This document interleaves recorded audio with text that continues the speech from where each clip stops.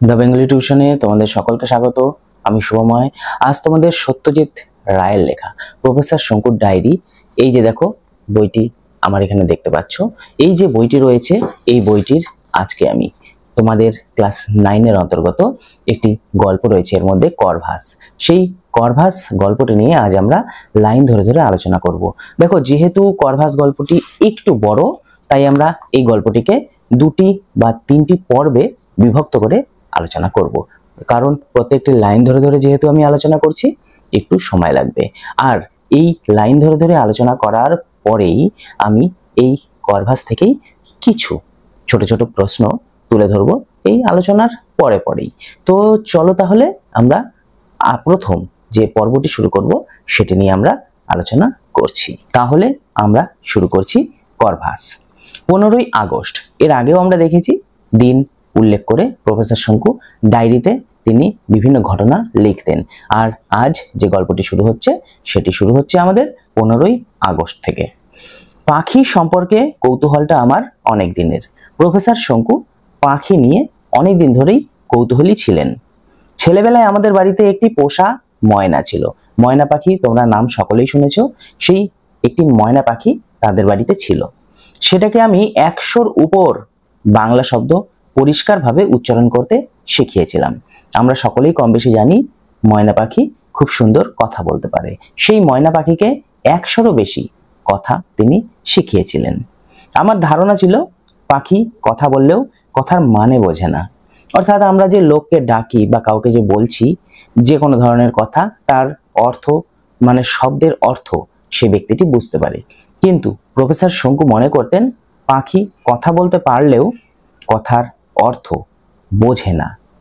একবার এই ময়নাটাই এমন এক কাণ্ড করে বসলো যে আমার সে ধারণা পাল্টে গেল। কি কাণ্ড দেখো। দুপুরবেলা সবেমাত্র আমি স্কুল থেকে ফিরেছি। মা রেকাবিতে মোহনভোগ এনে দিয়েছেন, তার মানে মোহনভোগ তাকে খেতে দিয়েছেন। এমন সময় ময়নাটা হঠাৎ ভূমিকম্প ভূমিকম্প বলে চেঁচিয়ে উঠল। মানে পাখিটি ভূমিকম্প বলল। আমরা কোনো কম্পন টের পাইনি, অর্থাৎ খুব ছোট ছোট সামান্য সামান্য ভূমিকম্প হয় মাঝে মাঝে, আমরা টের পাই না। কিন্তু পরের দিন কাগজে বেরোলো সিজমোগ্রাফ যন্ত্রে সত্যি নাকি একটা মৃদু কম্পন ধরা পড়েছে, অর্থাৎ পাখিটি যে ভূমিকম্প বলে চিৎকার করেছিল সেটি সত্যি সত্যি ভূমিকম্প হয়েছিল। সেই থেকে পাখিদের বুদ্ধির দৌড় সম্পর্কে মনে একটা অনুসন্ধিৎসা রয়ে গেছে, মানে জানবার ইচ্ছা, তাকে বলবে অনুসন্ধিৎসা। মানে পাখিরা কত দূর তাদের বুদ্ধি দৌড়তে পারে সেই নিয়ে একটা জানার ইচ্ছা আমার থেকেই গেছে। কিন্তু অন্যান্য 5 রকম বৈজ্ঞানিক গবেষণার মধ্যে ওটা নিয়ে আর চর্চা করা হয়নি। আমার বলতে প্রফেসর শঙ্কুর বিভিন্ন ধরনের বৈজ্ঞানিক কাজ থাকে, সেজন্য এই পাখির বুদ্ধির দৌড় সম্পর্কে তিনি আর গবেষণা করেননি। আর একটা কারণ অবশ্য আমার বেড়াল নিউটন। তার বেড়ালের নাম আমরা এর আগেও পেয়েছি, তার বেড়ালের নাম হলো নিউটন। নিউটন পাখি পছন্দ করেন না, আর যে কোনো বিড়াল পাখি পছন্দ করে না, এটাই স্বাভাবিক। আর নিউটনকে অখুশি করে আমার কিছু করতে মনও চায় না। মানে যেহেতু তার বাড়িতে পোষা বিড়ালটি ছিল নিউটন, নিউটন পাখি পছন্দ করে না, তাই তিনি পাখি সম্বন্ধে কোনো কৌতূহলও আর সেভাবে দেখায়নি। সম্প্রতি বয়সের জন্যই বোধ হয়, মানে নিউটনের তো বয়স হয়েছে, নিউটনকে দেখছি পাখি সম্বন্ধে অনেকটা উদাসীন হয়ে পড়েছে। মানে নিউটন এখন চুপচাপ খায় দায় ঘুমায়, পাখি নিয়ে আর তেমন তার কোনো কৌতূহল নেই। সেই কারণে আমার ল্যাবরেটরিতে আবার কাক, চড়ুই, শালিক ঢুকতে আরম্ভ করেছে। অর্থাৎ তার যে ল্যাবরেটরি ছিল সেখানে ওই পাখিগুলো আসতে আরম্ভ করেছে। আমি সকালে তাদের খেতে দেই, অর্থাৎ যেই ধরনের পাখিগুলা তার ল্যাবরেটরিতে আসে সকলকে সকালে খেতে দেয়। সেই খাদ্যের প্রত্যাশায় তারা সূর্য ওঠার আগে থেকেই আমার জানলার বাইরে জটলা করে। অর্থাৎ দেখবে যে কোনো গৃহপালিত পশু বলো, রাস্তার পশু বলো, তুমি যদি একটা নিয়ম করে খেতে দাও, সেই পশুটি সেই সময়েই তোমার কাছে এসে উপস্থিত হবে। প্রত্যেক প্রাণীরই কিছু কিছু নির্দিষ্ট সহজাত ক্ষমতা থাকে। মানে প্রত্যেকটা প্রাণীরই, শুধু মানুষ বলে নয়, যে কোনো প্রাণীরই একটা এক্সট্রা একটা পাওয়ার থাকেই। আমার ধারণা অন্য প্রাণীর তুলনায় পাখির ক্ষমতা আরো বেশি, আরো বিস্ময়কর। একটা বাবুইয়ের বাসা হাতে নিয়ে নেড়েচেড়ে দেখলে স্তম্ভিত হতে হয়। তোমরা সকলেই কম বেশি বাবুই পাখির বাসা দেখেছো। তাল গাছে, খেজুর গাছে বাবুই পাখির বাসা থাকে। একজন মানুষকে কিছু খড়গুঁটো নিয়ে যদি ওরকম একটা বাসা তৈরি করতে বলা হয়, আমার বিশ্বাস সে কাজটা আদৌ করতে পারবে না, কিংবা যদি পারে তাহলে মাসখানেক অক্লান্ত পরিশ্রম লেগে যাবে। তোমরা বাবুই পাখির বাসা আমি একটু আগে বললাম সবাই দেখেছো। তোমাকে মনে করো কিছু ঘাস কাড়ি আরো পাতা পুতো দিয়ে তোমাকে বসিয়ে দেওয়া হলো এবং বলা হলো যে বানাও তো দেখি একটা বাবুই পাখির বাসা। তুমি পারবে?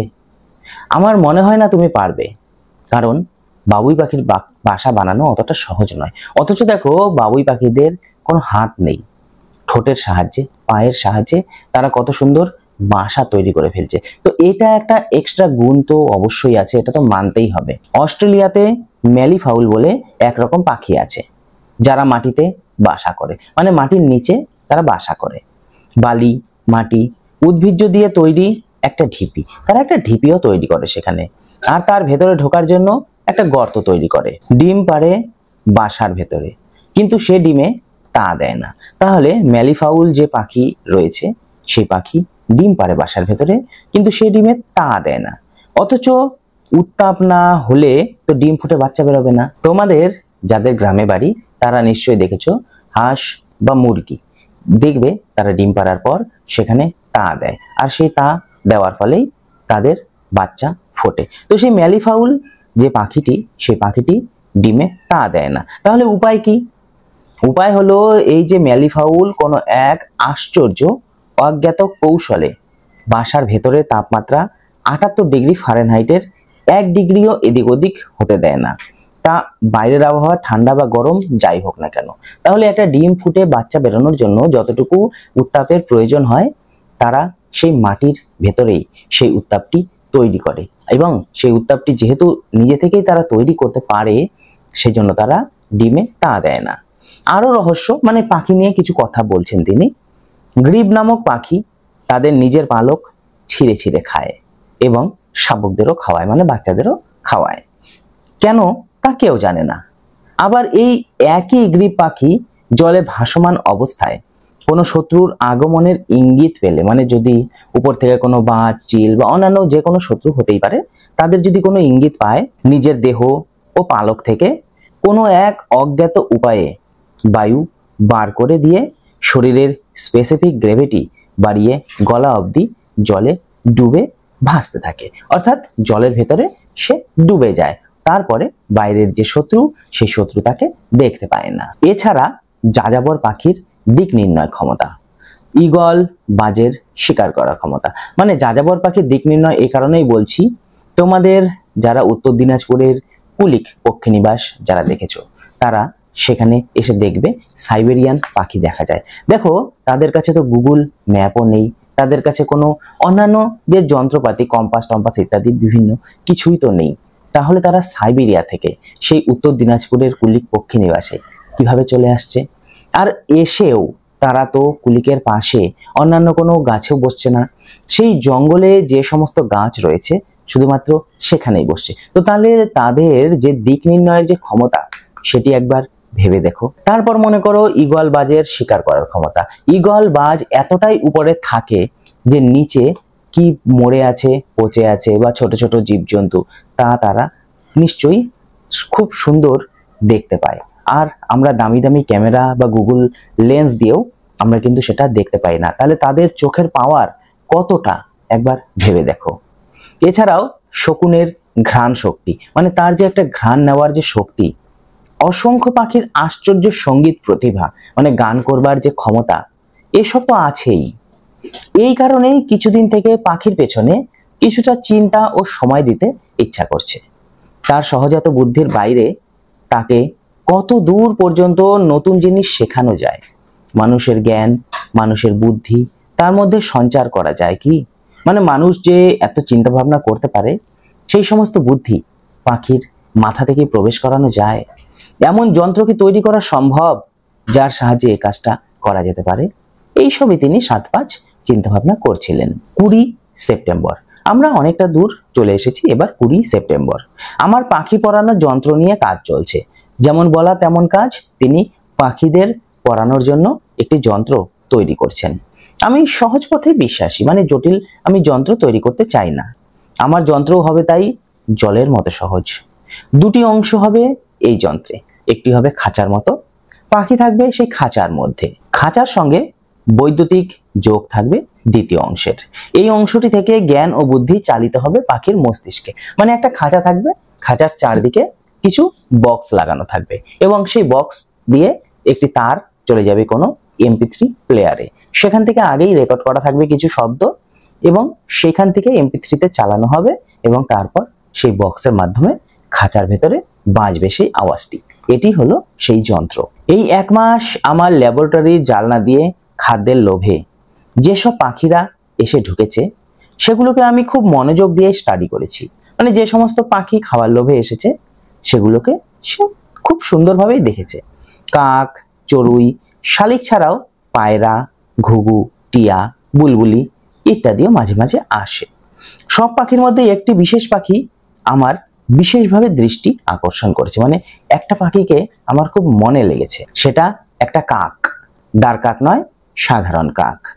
কাকটা আমার চেনা হয়ে গেছে। মানে কাক তো একই রকম হয় দেখতে, কিন্তু সেই কাকটিকে একটু আলাদা সিম্বল আছে যার জন্য তাকে চিনতে পেরেছেন তিনি। ডান চোখের নিচে একটা সাদা ফুটকি আছে, মানে আঁচল। এই ডান চোখের নিচে একটা আঁচল টাইপের রয়েছে, সেটা থেকে তো চেনাই যায়। তাছাড়া হাব ভাবও অন্য কাকের থেকে বেশ একটু অন্যরকম। ঠোঁটে পেন্সিল নিয়ে টেবিলের ওপর আঁচড় কাটতে আর কোনো পাখিকে দেখিনি। মানে তার পড়াশোনা করার ইচ্ছা, সে ঠোঁটে পেন্সিল নেয় এবং টেবিলের মধ্যে আঁচড় কাটে। কালকে তো একটা ব্যাপারে রীতিমতো হকচকিয়ে গেছি। আমি আমার যন্ত্র তৈরির কাজ করছি, এমন সময় একটা খচখচ শব্দ পেয়ে ঘাড় ফিরিয়ে দেখি কাকটা একটা আধখোলা দেশলাইয়ের বাক্স থেকে ঠোঁট দিয়ে একটা কাঠি বার করে তার মাথাটা বাক্সের পাশটায় ঘষছে। মানে সালাইয়ের কাঠি থেকে, মানে বাক্সটা থেকে কাঠি বের করে পাশে ঘষার চেষ্টা করছে। আমি বাধ্য হয়ে হুস করে কাকটাকে নিরস্ত করলাম, তার মানে তাড়িয়ে দিলাম। কাকটা তখন উড়ে গিয়ে জালনায় বসে গলা দিয়ে দ্রুত কয়েকটা শব্দ করলো, যেটার সাথে কাকের স্বাভাবিক কাকা শব্দের কোনো সাদৃশ্য নেই। হঠাৎ শুনে মনে হবে যেন কাকটা বুঝি হাসছে, মানে অন্য যে কোনো ধরনের সাউন্ড করেছে। যেরকম চালাক পাখি, আমার পরীক্ষার জন্য একে ব্যবহার করতে পারলেই সবচেয়ে ভালো হবে। দেখা যাক কতদূর কি হয়। এরপরে 27শে সেপ্টেম্বর আমার অর্নিথন যন্ত্র আজ তৈরি শেষ হলো। অর্থাৎ তিনি যে যন্ত্রটা তৈরি করছিলেন সেই যন্ত্র তৈরির কাজ শেষ হলো। কাকটা সকালেই আমার ঘরে ঢুকে পাউরুটি খেয়ে এ জালনা ও জালনা লাফিয়ে বেড়াচ্ছিল। যন্ত্রটা টেবিলের উপর রেখে যেই তার দরজা খুলে দিলাম, অমনি কাক দিব্যি লাফাতে লাফাতে এসে তার ভিতর ঢুকে পড়লো। এটা কখনো হয়?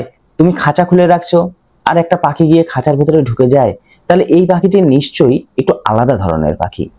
এটা থেকে অনুমান করা যায় যে কাকটার শেখার আগ্রহ প্রবল। প্রথমে কিছুটা ভাষা জ্ঞান হওয়া দরকার। প্রথমে আগে ক খ গ ঘ ইত্যাদি কিছু ভাষা তো অবশ্যই দরকার, না হলে আমার কথা সে বুঝতে পারবে না। তাই সহজ বাংলা দিয়ে শুরু করেছি। আমাকে বোতাম টেপা ছাড়া আর কোনো কাজই করতে হচ্ছে না। অর্থাৎ ওই যে বসে বসে MP3 প্লেয়ার শুধু চালাতে হচ্ছে। শেখবার বিষয় সমস্তই আগে থেকে রেকর্ড করা রয়েছে, বিভিন্ন চ্যানেলে বিভিন্ন বিষয়, প্রত্যেকটার আলাদা নম্বর দেওয়া।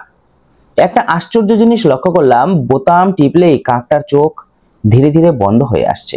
অর্থাৎ সে চোখ বন্ধ করে শেখার চেষ্টা করছে, আর সঙ্গে সঙ্গে তার নড়াচড়াও বন্ধ হয়ে যাচ্ছে। কাকের মতো ছটপটে পাখির পক্ষে এটা যে কত অস্বাভাবিক সে তো বুঝতেই পারছি। নভেম্বর মাসে চিলির রাজধানী সান্তিয়াগো শহরে সারা বিশ্বের পক্ষী বিজ্ঞানীদের কনফারেন্স আছে। অর্থাৎ যে সমস্ত পক্ষী বিজ্ঞানী রয়েছে তাদের নিয়ে একটি সম্মেলন আছে। সেটা কোথায়? চিলির রাজধানী সান্তিয়াগো শহরে। মিনেসোটাতে আমার পক্ষী বিজ্ঞানী বন্ধু রিউফাস গ্রেনফেলকে চিঠি লিখে দিয়েছি। যদি আমার বায়স বন্ধুটি সত্যি করে মানুষের বুদ্ধি কিছুটা আয়ত্ত করতে পারে, তাহলে ওকে সঙ্গে নিয়ে গিয়ে সম্মেলনে ডিমনস্ট্রেশন সহ একটা বক্তৃতা চলতেই পারে। অর্থাৎ কাকটি যদি একটু পড়াশোনা শিখে নেয় তাহলে তাকে নিয়ে আমি চিলিতে যাব, এটা ভেবে রেখেছি। এর পরে আসবে 4 অক্টোবর। করভাস হলো কাক জাতীয় পাখির ল্যাটিন নাম। সে কাকটির নাম দিয়েছে তাহলে বিজ্ঞানী করভাস। আমার ছাত্রটিকে আমি ওই নামেই ডাকছি। নাম ধরে ডাকলে প্রথম দিকে আমার দিকে ফিরে ফিরে চাইতো, অর্থাৎ তাকাতো। এখন দেখছি গলা দিয়ে শব্দ করে উত্তর দেয়। এই প্রথম কাককে কা না বলে কি বলতে শুনেছি, অর্থাৎ কা কা করে। তো এই কাকটি কি কি করছে? তবে কণ্ঠস্বরে বিশেষ পরিবর্তন আমি আশা করছি না। অর্থাৎ করভাসকে নিয়ে দিয়ে কথা বলানো চলবে না, তার বুদ্ধির পরিচয় তার কাজেই প্রকাশ পাবে বলে আমার বিশ্বাস। অর্থাৎ কথা না বলে তার বুদ্ধির সাহায্যে কাজ করে দেখাবে, এটাই বেশি ভালো হবে জিনিসটা। করভাস এখন ইংরেজি শিখছে, বাইরে গিয়ে ডেমনস্ট্রেশন দিতে গেলে এই ভাষাটার প্রয়োজন হবে। তুমি শুধু বাংলা ভাষা শেখাবে তাহলে তো হবে না, ইংরেজি অবশ্যই প্রয়োজন। ওর ট্রেনিং এর সময় হলো সকাল 8টা থেকে 9টা, 1 ঘন্টা সে পড়াশোনা করে। দিনের বেলা বাকি সময়টা ও আমার ঘরের আশেপাশেই ঘোরাফেরা করে। সন্ধ্যা হলে এখনো রোজই চলে যায় আমার বাগানের উত্তর পশ্চিম কোণের আম গাছটায়। নিউটন দেখছি করভাসকে দিব্যি মেনে নিয়েছে, অর্থাৎ বিড়ালটা কাকটাকে মোটামুটি মেনেই নিয়েছে, কোনো অসুবিধা হয় না। আজকে যে ঘটনা ঘটলো তারপরের সম্পর্কটা বন্ধুত্বে পরিণত হলেও আশ্চর্য হব না, মানে তারা দুজন মিলে বন্ধু হয়ে গেছে। কি ব্যাপার? ব্যাপারটা ঘটলো দুপুরে। নিউটন আমার আরাম কেদারার পাশে কুণ্ডলি পাকিয়ে শুয়ে আছে, অর্থাৎ বিড়াল যেভাবে শুয়ে থাকে সেভাবে শুয়ে আছে। করভাস কোথায় যেন উধাও, মানে সে উড়ে চলে গেছে। আমি খাতায় নোট লিখছি, এমন সময় হঠাৎ ডানার ঝটপটানি শুনে জানলার দিকে চেয়ে দেখি করভাস ঘরে ঢুকেছে। তার ঠোঁটে একটা সদ্য কাটা মাছের টুকরা, অর্থাৎ কোথাও থেকে সে একটা মাছের টুকরো উঠিয়ে নিয়ে এসেছে। সে সেটাকে এনে থপ করে নিউটনের সামনে ফেলে দিয়ে আবার জানলায় ফিরে গিয়ে বসেই ঘাড় বেঁকে এদিক ওদিক দেখতে লাগলো, অর্থাৎ সে বন্ধুকে ঘুষ দিল। গ্রেনফেল আমার চিঠির উত্তর দিয়েছে, অর্থাৎ সেই যে চিঠিটা লিখছিলাম সেই চিঠির উত্তর দিয়েছে। লিখেছে সে পক্ষী বিজ্ঞানীদের সম্মেলনে আমাকে নিমন্ত্রণ পাঠানোর বন্দোবস্ত করছে। আমি অবশ্যই যেন কাক সমেত সে যথাসময়ে শান্তিগতে গিয়ে হাজির হই। এরপরে দেখো 20 অক্টোবর। 2 সপ্তাহে অভাবনীয় প্রোগ্রেস, অর্থাৎ করভাস অনেক কিছু শিখে গিয়েছে 2 সপ্তাহে। করভাস ঠোঁটে পেন্সিল নিয়ে ইংরেজি কথা আর সংখ্যা লিখছে। শুধু বলা নয়, এখন সে হাতের লেখা লিখতেও পারে। তার তো হাত নেই, সে ঠোঁটে পেন্সিল নিয়ে লেখা লিখে। কাগজটাকে টেবিলের উপর ফেলে দিয়ে করভাস তার উপর দাঁড়িয়ে যায় এবং দাঁড়িয়ে দাঁড়িয়ে তারপর লেখে। ওর নিজের নাম ইংরেজিতে লিখলো, সে নাম লিখতে পারে নিজের, CORVUS, এভাবে নিজের নাম লিখে একটা কাক। সহজ যোগ বিয়োগ করতে পারছে, অর্থাৎ অঙ্কও সে শিখে গিয়েছে। ইংল্যান্ডের রাজধানী কি জিজ্ঞেস করলে লিখতে পারছে। আমার পদবি লিখতে পারছে। 3 দিন আগে মাস বার তারিখ শিখে দিয়েছিলাম। আজ কি বার জিজ্ঞাসা করাতে পরিষ্কার বলল ফ্রাইডে, অর্থাৎ প্রত্যেক দিনের হিসাব সে বলতে পারছে। করভাসের খাওয়ার ব্যাপারেও বুদ্ধির পরিচয় পেয়েছি। আজ একটা পাত্রে রুটি, টোস্টের টুকরো আর একটাতে খানিকটা পেয়ারার জেলি ওর সামনে রেখেছিলাম, মানে 2টা প্লেটে একটাতে রুটি একটাতে জেলি রাখছিলাম। ও রুটির টুকরোগুলো মুখে পড়ার আগে প্রত্যেকবার খানিকটা করে জেলি মাখিয়ে নিচ্ছিল, তারপর খাচ্ছিল। এরপরে আমরা দেখব 22 অক্টোবর। করভাস যে এখন সাধারণ কাকের থেকে নিজেকে আলাদা রাখতে চায়, মানে যেহেতু সে পড়াশোনা শিখে গেছে, বুদ্ধিমান কাক, তাই অন্যান্য কাকের সাথে সে মেশে না, সে সম্পূর্ণ আলাদা থাকতে চায়। তার স্পষ্ট প্রমাণ আজ পেলাম। আজ দুপুরে হঠাৎ খুব বৃষ্টি হলো, সঙ্গে বিদ্যুৎ ও বজ্রপাত। 3টে নাগাদ একটা কান ফাটানো বাজ পড়ার শব্দ শুনে জানলার কাছে গিয়ে দেখি আমার বাগানের বাইরের শিমুল গাছটা থেকে ধোঁয়া বেরোচ্ছে। বৃষ্টি থামলে, বিকালে বৃষ্টি থামার পর প্রচন্ড কাকের কোলাহল। এ তল্লাটে যত কাক আছে সব ওই মরা গাছটায় জড়ো হয়ে হল্লা করছে। আমার চাকর প্রহ্লাদকে ব্যাপারটা দেখতে পাঠালাম, মানে প্রহ্লাদ তার চাকর, তাকে দেখতে পাঠালো। যা তো প্রহ্লাদ দেখে ওখানে এত কাক কিসের। সে ফিরে এসে বলল, বাবু একটা কাক মরে পড়ে আছে গাছটার নিচে, অর্থাৎ বাজ পড়ছিল তো, বাজ পড়ার ফলে একটা কাক মারা গেছে, তাই এত চেলাচেলি, মানে এত চিৎকার চেঁচামেচি। বুঝলাম বাজ পড়ার ফলেই কাকটার মৃত্যু হয়েছে। কিন্তু আশ্চর্য, করভাস আমার ঘর থেকে বেরোনোর কোনো আগ্রহই দেখালো না, অর্থাৎ তার গোটা ঝুন্ড চলে গেছে, মানে তার গোটা দল চলে গেছে সেই গাছটির গোড়ায়, আর সে কিচ্ছু আগ্রহ দেখালো না। দেখবে একটা কুকুর যখন ঘেউ ঘেউ শুরু করে, অন্যান্য কুকুরগুলো খাওয়া ফেলে দিয়ে সেখানে দৌড়ে চলে যায়, কারণ তারা একত্রিতভাবে তখন চিৎকার করে। এই ধরনেরই তাদের মধ্যেও এই ধরনের আচরণ লক্ষ্য করা যায় কাক বা অন্যান্য পাখিদের। কিন্তু করভাস এখানে সম্পূর্ণ নিজেকে আলাদা বলে মনে করছে, তাই সে গেলই না। সে এক মনে পেন্সিল মুখে দিয়ে প্রাইম নাম্বার লিখে চলছে, 2 3 4 5 7 11 13, মানে সে পড়াশোনা করতেই ব্যস্ত। আমরা এই 32 নাম্বার পেজ অবধি প্রথম যে পর্বটি সে পর্বটি করলাম। আরো দুটো পর্ব হয়তো হবে, কারণ বড় অনেকটি রয়েছে। আর এবারে আমি কিছু এসএকিউ প্রশ্ন উত্তর এই আলোচনার পেছনে জুড়ে দেব। আজ তাহলে এটুকুই। ছোটবেলায় পাখিদের সম্পর্কে প্রফেসর শঙ্কু কি ধারণা পোষণ করতেন? ছোটবেলায় বাড়ির ময়না পাখিটাকে কথা বলতে দেখে প্রফেসর শঙ্কুর মনে ধারণা জন্মেছিল যে পাখিদের কথা বলা শেখালে তারা সেই কথা উচ্চারণ করতে পারে, কিন্তু সেই কথার মানে তারা বোঝে না। একবার এই ময়নাটাই এমন এক কাণ্ড করে বসলো। ময়নাটা কি কাণ্ড করেছিল?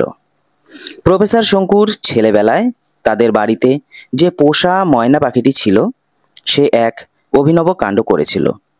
একদিন সন্ধ্যাবেলায় বালক শঙ্কু স্কুল থেকে ফেরার পর তাদের ময়না পাখিটা হঠাৎ ভূকম্পন মানে ভূমিকম্প অনুভব করে। ভূমিকম্প ভূমিকম্প বলে চেঁচিয়ে ওঠে, যেখানে বাকি কেউই সেই কম্পন অনুভব করতে পারেনি। প্রফেসর শঙ্কুর দীর্ঘদিন পাখি নিয়ে গবেষণা না করার প্রধান কারণ কি?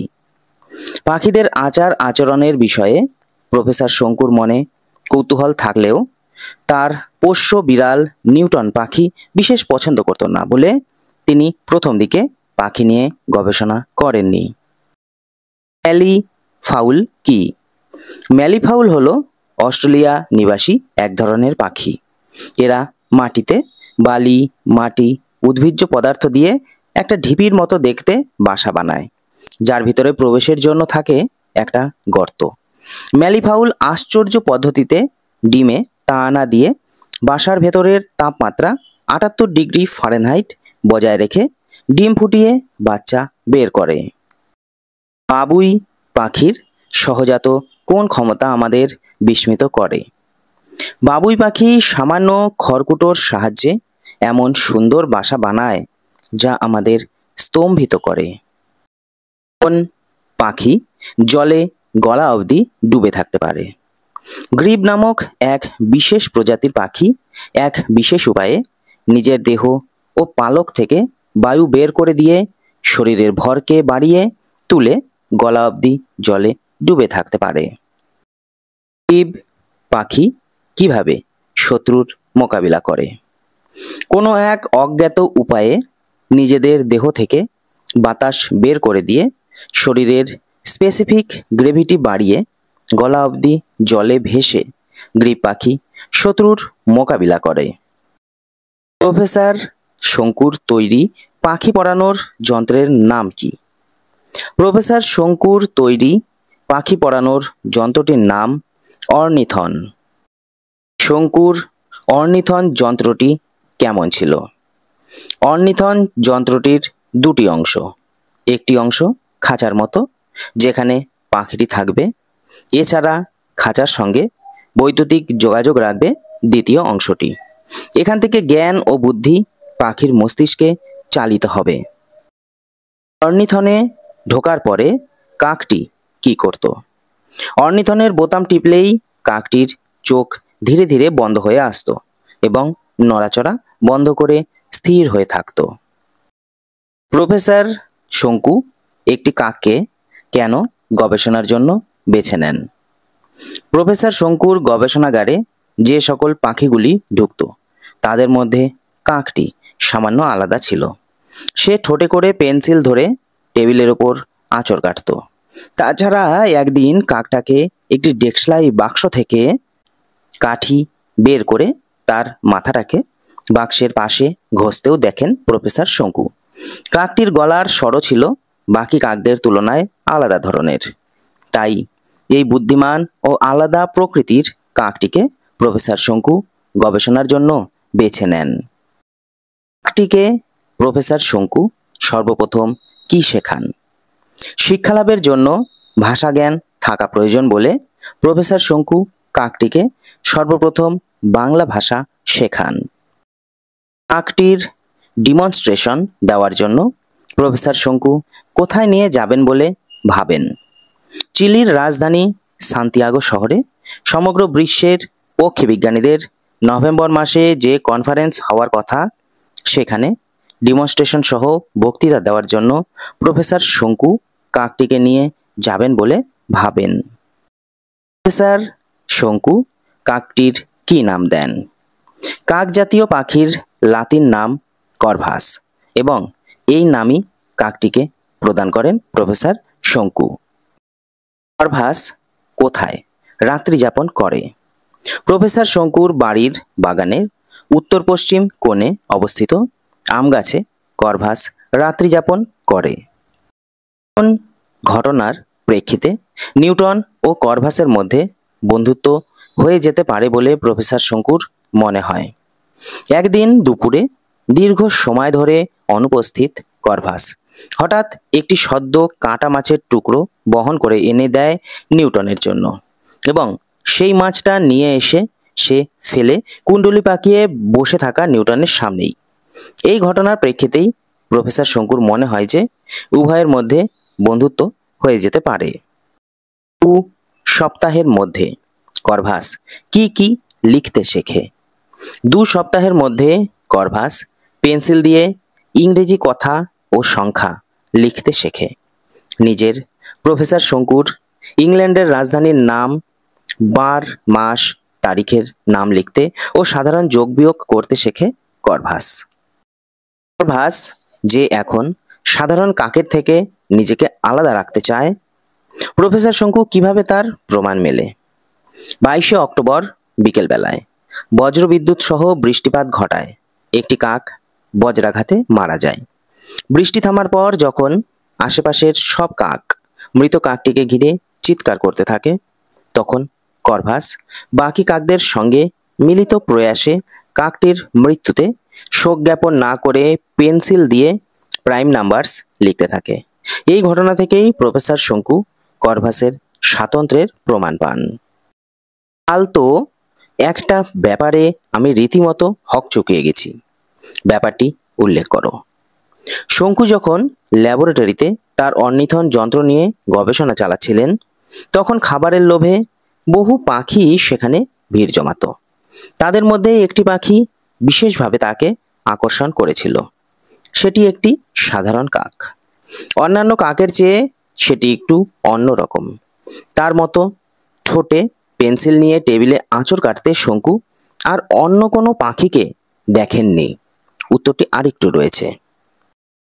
পর যে ব্যাপারটায় শঙ্কু হকচকিয়ে গিয়েছিল সেটি হলো, সেই পরিচিত কাকটি একটি আধখোলা দেশলাইয়ের বাক্স থেকে ঠোঁটে দিয়ে একটি কাঠি বার করে কাঠির মাথাটা বাক্সের পাশটায় ঘষে আর সঙ্গে সঙ্গে এই চালাক কাকটিকেই গবেষণার জন্য নির্বাচন করেন। তিনি তার নাম রেখেছিলেন কর্ভাস। থেকে একটা অনুমান করা যায় যে কাকটার শেখার আগ্রহ প্রবল। কোন প্রসঙ্গে এমন উক্তি? উদ্ধৃত অংশটি সত্যজিৎ রায়ের কর্ভাস নামক রচনা থেকে গৃহীত। শঙ্কু তার ল্যাবরেটরিতে অর্নিথন যন্ত্রের কাজ শেষ করেছেন। কর্ভাস সকালেই তার ঘরে প্রবেশ করে পাউরুটি খেয়ে লাফিয়ে বেড়াচ্ছে। এমন সময় শঙ্কু খাঁচার দরজাটা খুলে দিলেন। পাখিটা লাফাতে লাফাতে এসে তার মধ্যে প্রবেশ করলো। এ থেকে প্রফেসর শঙ্কু অনুমান করলেন যে কাকটির শেখার আগ্রহ প্রবল। সপ্তাহে অভাবনীয় প্রোগ্রেস। কোন বিষয়ে একথা বলা হয়েছে? কিরকম প্রোগ্রেস হয়েছিল? কর্ভাসের শিক্ষার দ্রুত উন্নতি সম্পর্কে প্রফেসর শঙ্কুর এমন মন্তব্য। মাত্র 2 সপ্তাহে কর্ভাস ঠোঁটে পেন্সিল নিয়ে ইংরেজি কথা আর সংখ্যা লিখতে শিখেছিল। কাগজটাকে টেবিলের ওপর ফেললে কর্ভাস তার ওপর দাঁড়িয়ে নিজের নাম, শঙ্কুর পদবি কিংবা ইংল্যান্ডের রাজধানীর নাম লেখে। এছাড়া সে সহজে যোগ বিয়োগ করতে পারে, মাস, বার ও তারিখ লিখতে পারে। এমনকি রুটি টুকরো দিলে তা জেলি দিয়ে মাখিয়ে খায়।